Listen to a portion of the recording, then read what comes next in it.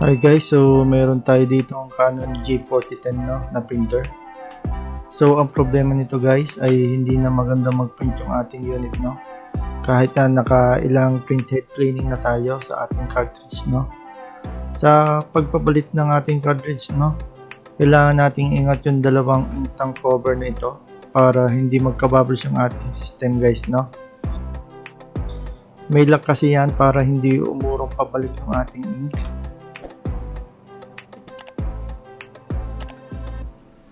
Gumamit lang ako guys dito ng pry tool para matulak yung lock ng cartridge holder natin. Tapos hihilahin natin ito sa gitna para magka-access tayo sa pagtatanggal ng lumang cartridge nito guys So ito na guys na-access na natin yung location ng ating cartridge So ito nga pala yung nabili natin bagong cartridge from online. BH7 sa black and CH7 sa colored cartridge So parang ang bili yata natin dito is 1.5 ang isa sa Shopee natin nabili. So i-pull out na natin yung ating lumang cartridge para ma-install na natin yung ating bagong cartridge.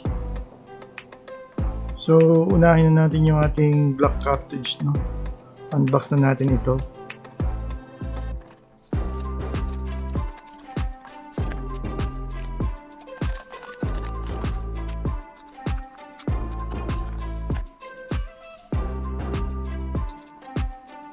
Huwag niyong kakalimutan guys na tanggalin yung pin dito sa nozzle niya Install na natin ito guys.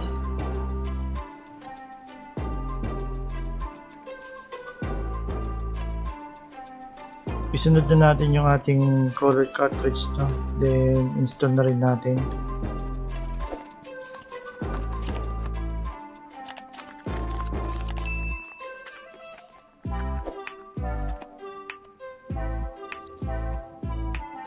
Hindi naman kayo magkakamali guys sa pag-install ng cartridge nito guys dahil madali lang naman ito. Hindi naman yan papasok at may ilock nyo kapag mali yung install nyo guys. So ganyan lang guys yung pagpalit ng cartridge sa unit na ito guys So salamat po sa panonood and God bless.